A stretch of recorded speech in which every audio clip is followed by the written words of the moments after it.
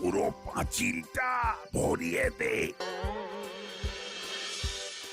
সোজা আঙুলে যদি ঘি না ওঠে তবে আঙুল বেঁকাতে হয়। এইখানে তো হয়ে গেছে, এবার আন্টির বাড়ির দেওয়ালে। চলো তাড়াতাড়ি ওইখানে পোস্টার মেরে যে যার বাড়িতে গিয়ে ঘুম দেবো। শান্তি। পোস্টারের রিয়াকশন কাল সকালে দেখতে পাবো।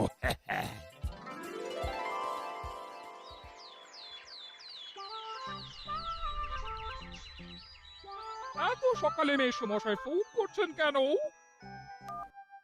হ্যালো, কি হলো? কি ভয়ঙ্কর কাণ্ড! আমার বাড়ির দেওয়ালে পোস্টারে পোস্টারে ছয়লাভ। পোস্টার? কিসের পোস্টার? জুলুমবাজি চলবে না, চাপ দিয়ে জমি নেওয়া চলবে না, আরো কত কি। তোমার বাড়ির দেওয়ালে কি পোস্টার মারা আছে? জানি না, আমি তো এখনো বাইরে বেরোইনি। দেখছি দেখছি।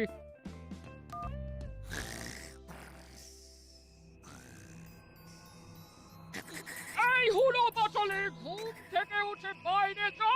ওহ, কি হলো, ডাকছো কেন? বাইরে গিয়ে দেখ আমাদের বাড়ির দেওয়ালে কেউ পোস্টার মেরেছে কিনা। দেখ। পোস্টার?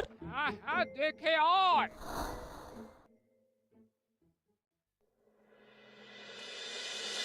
দাদা, এ কি রে, এত এত পোস্টার কে মারলো?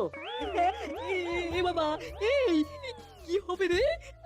আমার তো কিছুই মাথায় ঢুকছে না, নিশ্চয়ই নিশ্চয়ই নাট বল্টুর কাজ। কিন্তু কোনো প্রমাণ নেই। এ কার কাজ আমি জানি। কি? এই সব ওই বিচ্ছু নট পল্টুর কাজ। আপনারা দেখেছেন ওদের পোস্টার লাগাতে? না, কিন্তু ওরাই লাগিয়েছে, আমি নিশ্চিত। রাত্রিবেলা আমি ঘুমিয়ে পড়েছি। ঘুমিয়ে ঘুমিয়ে কি আর কেউ পোস্টার মারে? ঘুমিয়ে ঘুমিয়ে তো মিষ্টি মিষ্টি স্বপ্ন দেখে। কি বলে চিমটি, কালকে আমি একটা স্বপ্ন দেখেছি, শুনলি? থাম, তাহলে কে লাগালো?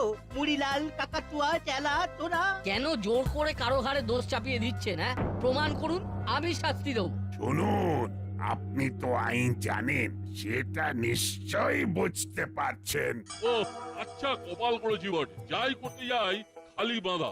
আর কোনো কিছু ভাবতে হবে না, এবার ঘরটা দোতলা কর আর তোদের হোম ডেলিভারি চালা। ব্যাস, সব ঝামেলা শেষ।